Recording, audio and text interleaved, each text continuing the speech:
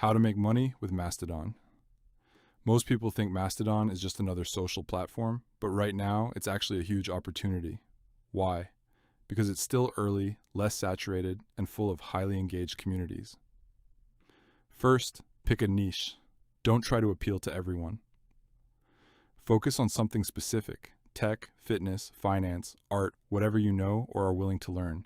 Next, provide value.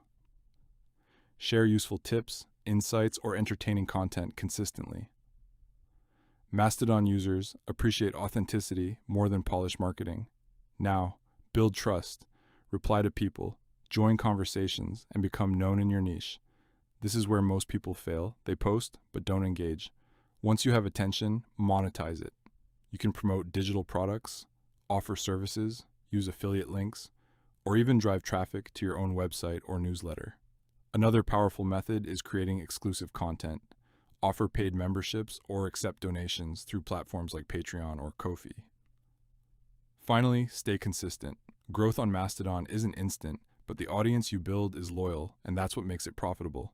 Start small, stay consistent, and you can turn Mastodon into a real income stream.